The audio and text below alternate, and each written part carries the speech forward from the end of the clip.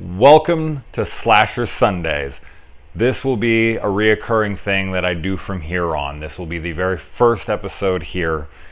I am looking forward to this. Honestly, this is going to be tough to only do one every week because getting in the spirit today, I want to watch like 10 in a row right now, tonight. But obviously I'm not going to do that. I might have to do like double features or something because, man, one will be tough. The slasher subgenre is my favorite subgenre of horror. It is the one I watch the most. It is the one I talk about most. And it is the one I love the very, very most. Another reason why I wanted to do this is because it gives me an excuse to go out and buy some of the slasher films that I do not own. I know it seems like I probably own every one I want, but come on, there's always more out there. And it's a good excuse to upgrade. For some reason, I have not upgraded to this. You can see it doesn't have the slipcover. That's how long I waited. I regret, but you know what? I buy so much shit all the time. It is what it is. So I bought this for this review. I'm stoked. I consider The Burning to be one of the greatest slasher films of all time, and that is due to Tom Savini. He did what I consider to be the best slasher film ever made, Friday the 13th Part 4. I was going to start this Slasher Sunday thing with Friday the 13th Part 4, but I have already done that in my Exploring the Friday the 13th series, where I went and reviewed all 12 of them. So if you want to see my review on Friday the 13th Part 4, you can go over and check that out. But this is a damn close second. So let's get into The Burning. Now, Savini turned down Friday the 13th Part 2 to do this film, and I am glad that he did. Now, this is that film that the slasher fans, or, you know, horror fans in general, when the question comes up, what is the sequel that never got made that you wish got made?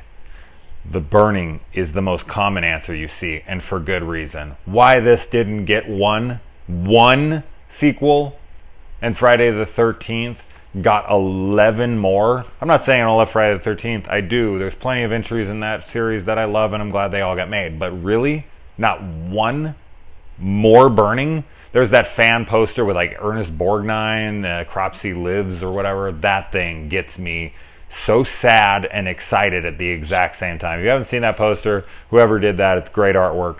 I remember the first time I saw it, it really faked me out, and I was like, oh my god, this is actually going to happen? Why they threw Ernest Borgnine on the cover, I'm not sure. Maybe that was a rumor at one point. I never did see that rumor, but the artist, I guess, just thought that was the name to throw on there. But yeah, why this never got a sequel, I do not know. Now, granted, we are talking spoilers here, obviously.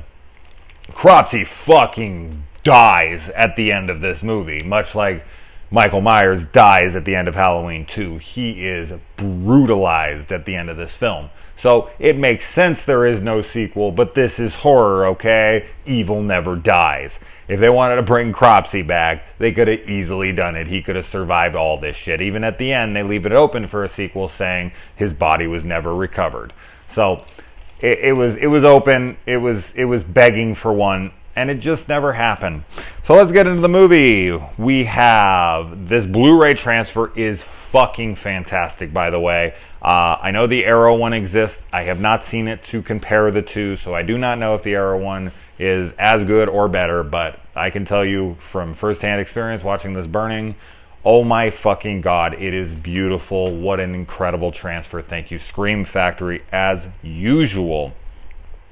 This movie has a whole bunch of recognizable faces. I think Jason Alexander is the one that people are instantly like, oh my god, because of the popularity of Seinfeld.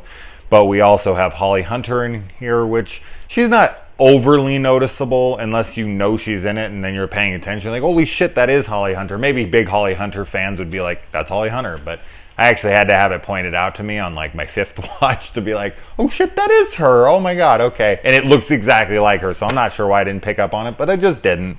But now every time I watch it, I'm like, oh yeah, that's Holly Hunter, obviously. And then we have Ratner from Fast Times at Ridgemont High, playing a little creep here. What a little fucking creep in this movie. Like, they keep sticking up for him and this and that, but he is a little fucking creep. He keeps following this, you know, Glazer and his girlfriend around, and he is just antagonizing them and peeping on them the entire time. In fact, there's a lot of shitty guys in this movie, and it was written by Harvey Weinstein, and there seems to be a lot of guys who are very pushy with girls having sex with them. I'm not saying that doesn't happen in plenty of other movies, and I'm not saying that this isn't blue car syndrome where I see that it's written by Harvey Weinstein. All these allegations are going on right now, so I'm just noticing it in the moment, being like, wow, this guy's being overly pushy for this girl to fuck him. And the girls are like, eventually like, I don't know, maybe, okay. And it seems like it was written by a guy who was into that kind of shit, but who knows. And then also, huge Van Damme fan, okay? I love 80s action shit. Arnold, Van Damme, Stallone, all that garbage. So, Bloodsport, Janice, all of this. Yes, Janice is in this. Oh, man, love Bloodsport.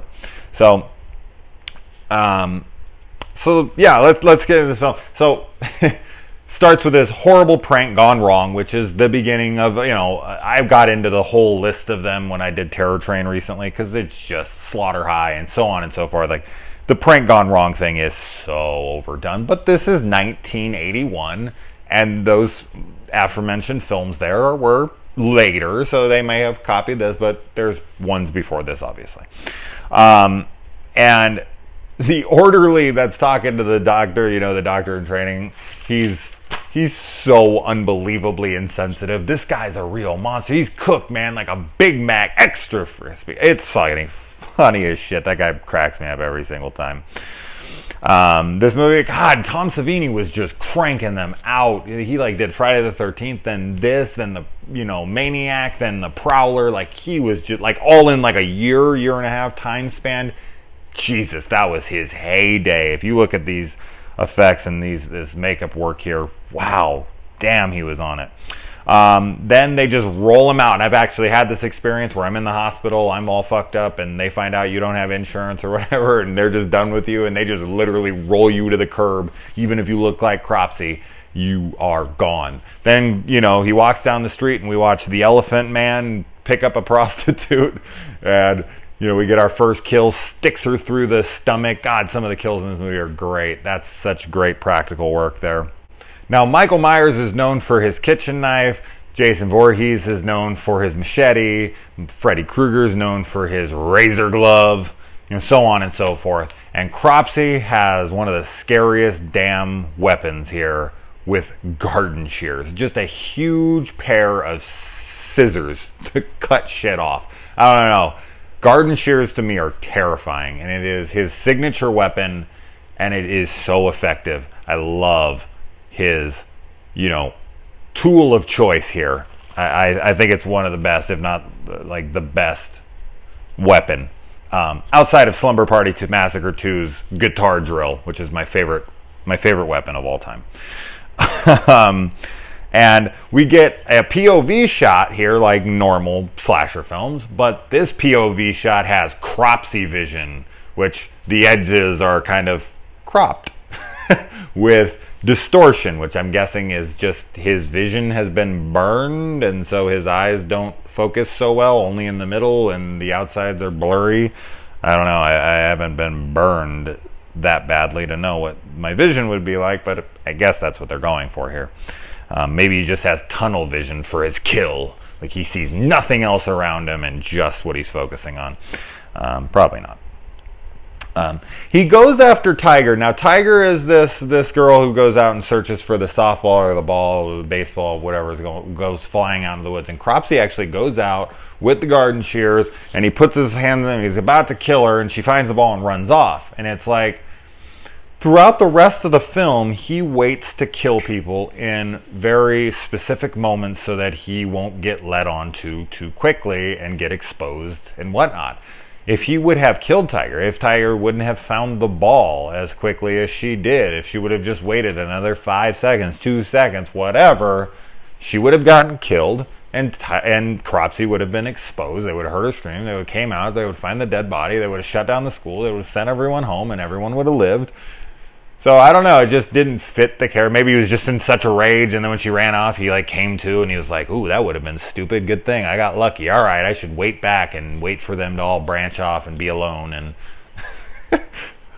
as I said, I overanalyze this shit, but fuck it, man. I've seen the movie 50 times. That's the point of it. And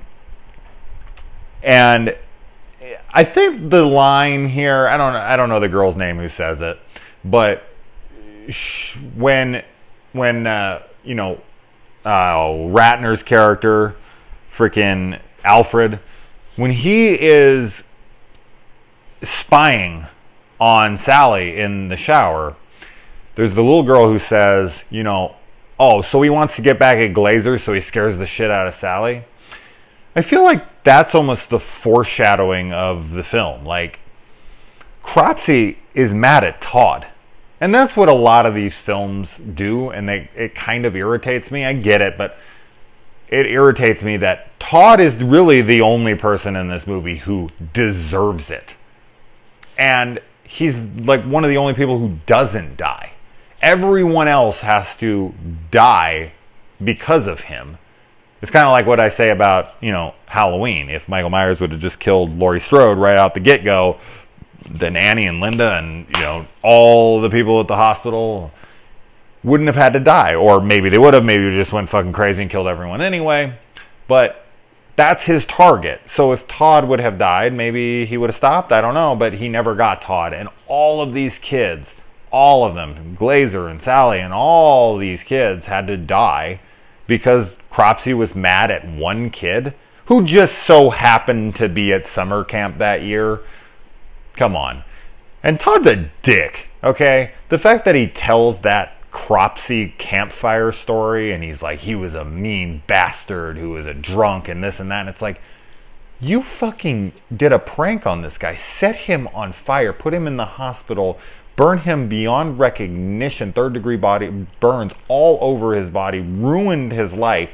And now you're talking shit with kids in at the summer camp that you did it at? Like, what an insensitive prick. You think that orderly in the beginning is insensitive? Todd is a cunt. And that's what I'm saying. Like, all these kids die, and Todd is the one who deserves it. In my opinion, Todd should die. Because he is the only one who did anything, for one. And where the rest of those other kids are, who knows? But he's a dick to bring that stuff up about Cropsey. Hopefully Cropsey overheard him and it got him even madder, but why he'd kill the kids, who knows? He's a lunatic at this point. He burned his brain out. And there's the scene where like they're doing like the deliverance music and they're all rowing their canoes and whatnot, and the canoe just sinks. Now, I'm not like a boating expert. I just got called out for my review on Friday the 13th part 3, where if they ate all the pot, they wouldn't fucking be high. I didn't know. I thought if you ate pot, you got high. This person corrected me. I don't know if he thinks I'm an idiot. I'm sure he does. I guess I am. I don't do drugs, so the fuck do I know? But yeah, I'm not a boating expert, so if I'm wrong here, please correct me. But I saw it like in the thing, the canoe just completely sinks straight down. It's not like it flipped over and started to sink or went sideways and got so much water on it. It just started to sink. So I don't know if a hole came in it or what, but I'm just like, they're all laughing and having fun, and the camp counselors are like, whatever. And I'm like, how'd they get that boat out of the water? They were like in the middle of the lake. That looked like it was like 20, 30, 50 feet. I don't know how deep that lake was, but it looked like it would just be sinking and sinking and sinking. So did they ever get that canoe back? Is it easy to get a canoe up out of the water once it's filled with water and sinking? I would expect not. So I just found that scene to be weird. I'm guessing it's probably just something that happened on set and they kept it in the movie because the reactions were all fun. But I always notice it every time, and I'm like, is it really that funny that a canoe is sinking? Doesn't that cost the camp money? Wouldn't you be in trouble as the counselors? But the counselors really are shitty in this movie anyway, and we'll get into that. Now, the campfire story, the insensitive dick fucking campfire story that he tells, is almost identical to Friday the 13th Part 2. Like, he's telling the story of the guy who used to be there and came back to the camp, he's coming for blood, whatever, and then the guy jumps out wearing the mask and scares everybody. I mean, it's like almost identical to Friday the 13th Part 2, which Tom Savini turned down to do this movie, and they came out the same year in 1981. Man, that's weird. I don't know if Savini was sent the script and then he went over to Weinstein's and was like, hey, they're doing this, maybe we should do I don't know. But the fact that it's like absolutely almost identical is bizarre to me. It would have been weird to go to the movie theaters in 1981 and see this and Friday the 13th 2 and be like, we just see this shit. I don't know which one came out first in 81, but yeah.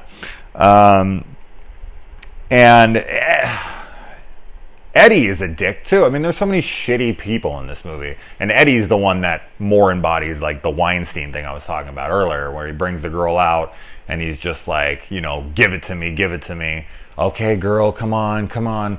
Glazer is fucking creepy too. Like, yeah, that a girl. That's a good girl, Sally. Like, he is a creep too. There's a lot of weird creepy. You got a peeping Tom. You got this guy talking to his girl like he's his little daughter, and then you got this other guy who's being like forcible on this other girl. And this story was laid out by Harvey Weinstein. I hate to just keep beating that dead horse there, but I had to laugh watching it this time because it's the first time I've seen this movie since the allegations, and I was like, this is weird.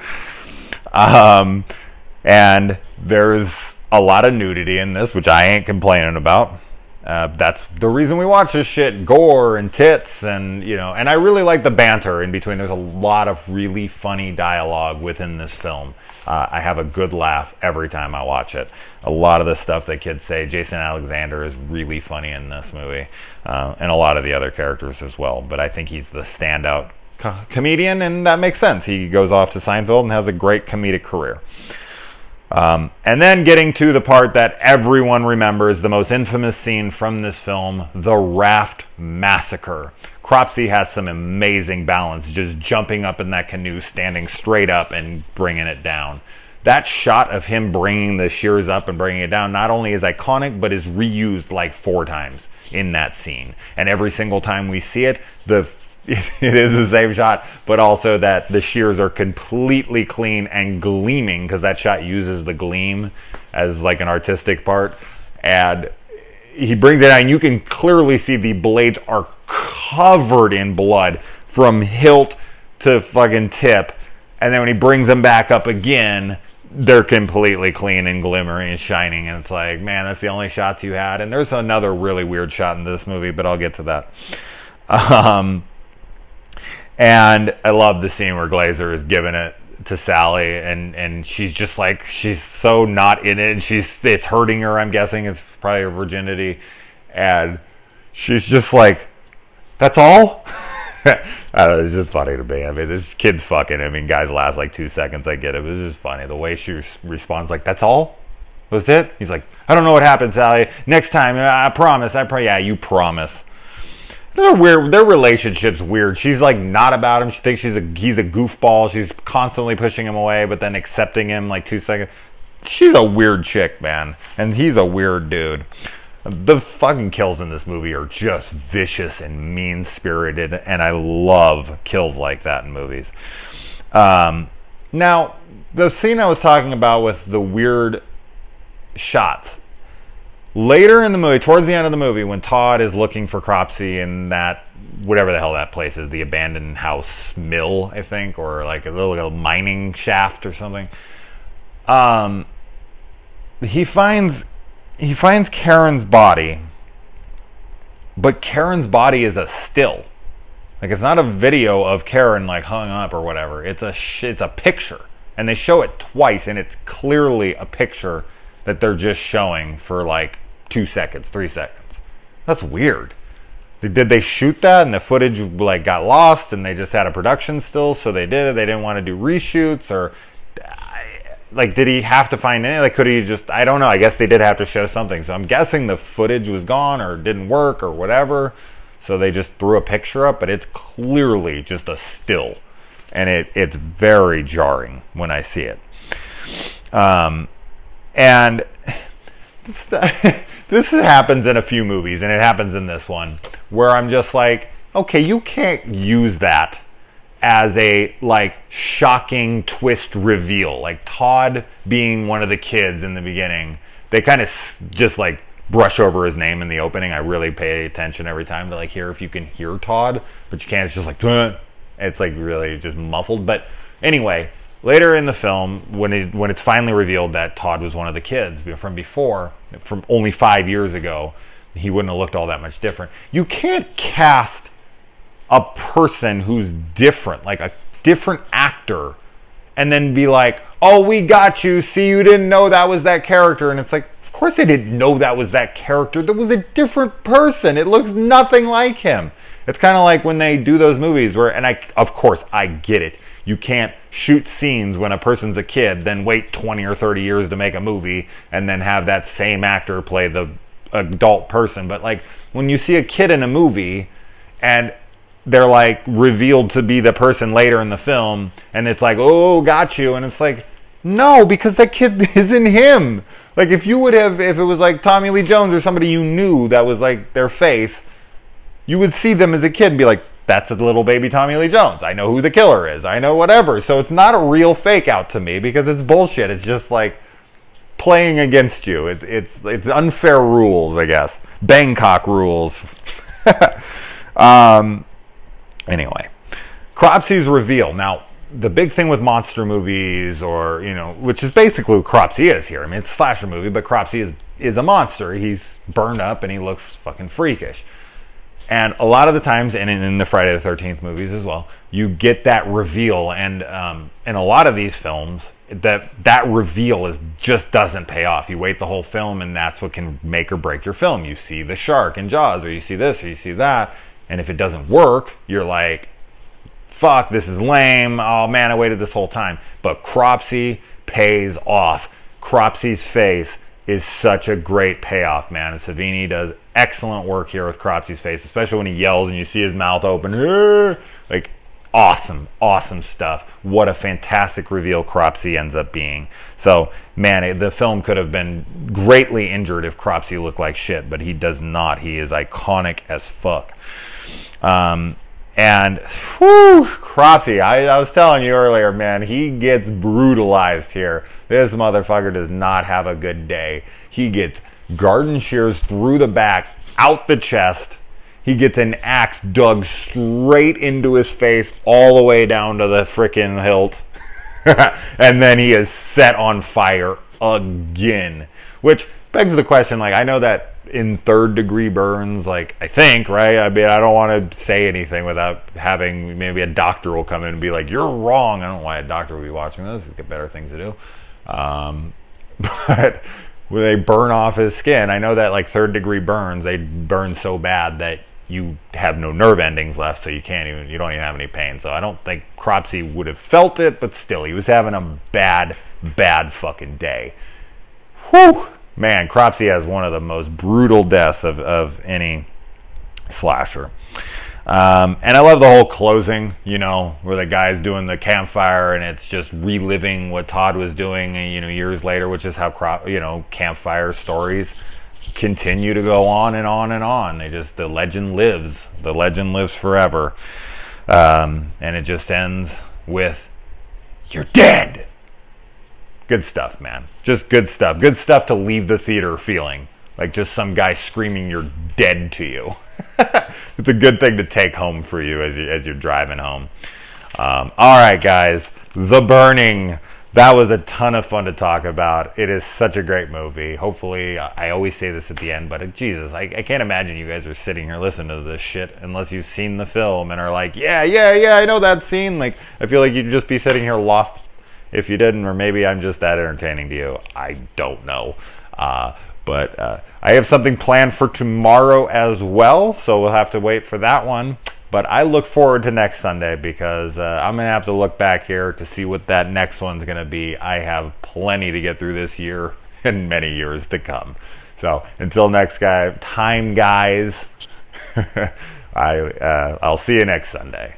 Well, I'll see you way before that, but for Slasher Sunday. All right.